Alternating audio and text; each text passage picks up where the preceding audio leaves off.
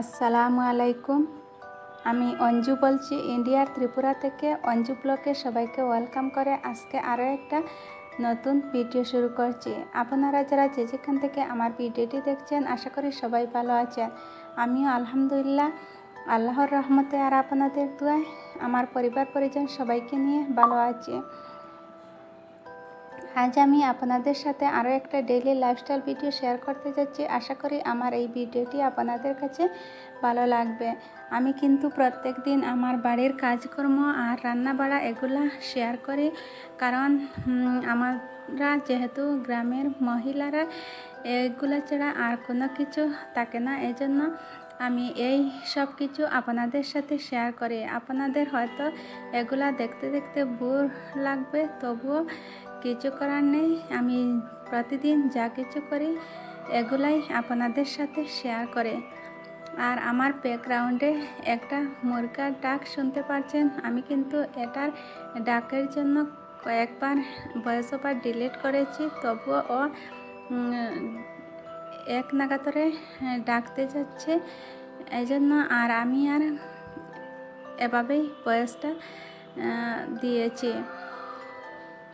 আপনারা চেষ্টা করবেন যাতে একটু কষ্ট করে দেখে নেবেন। আর আমি যেহেতু প্রতিদিন সকাল সকাল ঘুম থেকে উঠে এটা কিন্তু ফজরের আজানের পর কিছু নামাজ পড়ে এরপর কিছুক্ষণ কোরআন শরীফ তিলাওয়াত করে আমি বাহিরে হাঁটাহাঁটি করেছিলাম। এরপর এসে আমরা চা নাস্তা করেছি, এগুলো আর আপনাদের সাথে শেয়ার করা হয়নি। এখন আমি রান্নায় চলে এসেছি। এখানে দেখলাম যে আমার লবণের কৌটায় লবণ শেষ হয়ে গেছে, এজন্য আমি 1 প্যাকেট লবণ ঢেলে নিয়েছি। এরপর আমি রান্নায় চলে এসেছি। আজকে রান্না করব বরবটি দিয়ে আর মাছ দিয়ে রান্না করব। এই জন্য আমি প্রথমে মশলাটাকে কষিয়ে নিয়েছি। আমি প্রতিদিন যে মশলাগুলো ইউজ করি এগুলাই দিয়েছি। এর চেয়ে বেশি অন্য কিছু দিয়ে রান্না করলে আমার ঘরের সবাই পছন্দ করেন না, এজন্য আর আমি অন্য স্টাইলে রান্না করি না। এই তো আমার বরবটি তরকারিটা হয়ে গেছে। আলহামদুলিল্লাহ খেতে খুবই মজা হয়েছিল আর ভালো লেগেছিল। আমরা সবাই খুব তৃপ্তি সহকারে খেয়েছি। আমার মনে হয়েছিল যেহেতু বাজারের হয়তো খেতে ভালো নাও লাগতে পারে, কিন্তু রান্নার পর দেখলাম না, খেতে খুবই ভালো লাগছে। আর এই তো যেহেতু এই 3-4 দিন থেকে খুব গরম লাগছিল, এজন্য আপনাদের ভাইয়া বাজার থেকে কিছু আম, আনারস আর কিছু বুবি এনেছেন। এগুলাকে আমি ফ্রিজের মধ্যে রেখে দিয়েছি। ঠান্ডা হওয়ার পর সবাই মিলে খেয়ে নেব। আর আমার ছেলেমেয়েরাও খেয়েছে। এগুলো আর আপনাদের সাথে ভিডিও করা হয়নি।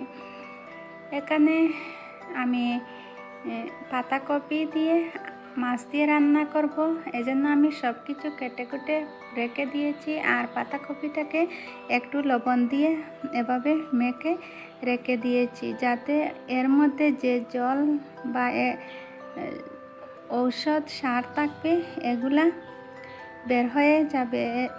এভাবে করে আমার এই দিনের পাতাকপিগুলা এভাবে রান্না করলে খেতে ভালো লাগে। আর যেহেতু কপিটা কাটার পর একদম অল্প হয়েছে, এজন্য আমি কিছু আলু দিয়েছি। আলুগুলাকে প্রথমে আমি তেলের মধ্যে ভেজে নিয়েছি আর মাছগুলাকেও ভেজে একপাশে রেখে দিয়েছি। এখন আমার আলুগুলা ভেজে নেওয়া হয়ে গিয়েছে। এখন আমি এগুলাকে তুলে নিচ্ছি। তুলে রেখে দিয়ে এর মধ্যে আমি মশলাটা এই তেলের মধ্যে আমি মশলাটাকে কষিয়ে নেব। আর এক্সট্রা তেল দেব না।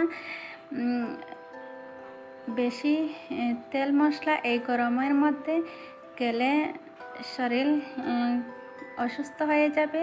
এই জন্য আমি চেষ্টা করি সবসময় তেল মশলা একদম কম দেওয়ার, যাতে তরকারিটাও খেতে ভালো লাগে আর মশলা তেল কমও ইউজ হয়। এই দিক দিয়ে আমি মশলাটা কষিয়ে নিয়ে এর মধ্যে আমি পাতাকপিগুলা দিয়েছি, দিয়ে অল্প জল দিয়েছি। কপিগুলোটা একদম শুকিয়ে গিয়েছিল, নিচে একটু পোড়া পোড়া হয়ে যাচ্ছিল। এজন্য আমি অল্প করে জল দিয়ে ঢাকনা দিয়ে ঢেকে রান্না করে নিয়েছি। আর আমি একটু ভেজে রাখা আলুগুলাও দিয়ে এখন আমি সব কিছু এভাবে মিশিয়ে নিয়েছি, নিয়ে পরিমাণ মতো জল দিয়ে 4-5 মিনিট রান্না করে নামিয়ে নেব। আজকে যারা নতুন আপু ভাইয়েরা আমার ভিডিওটি দেখছেন, প্লিজ আমার চ্যানেলটাকে সাবস্ক্রাইব করে আমার পাশে থাকবেন। আর যারা অলরেডি এই কাজটা করেছেন সবাইকে অসংখ্য অসংখ্য ধন্যবাদ। আর এভাবে আমাকে পাশে থেকে আমাকে সাপোর্ট করবেন, আমিও ইনশাল্লাহ আপনাদের এভাবে সাপোর্ট করব।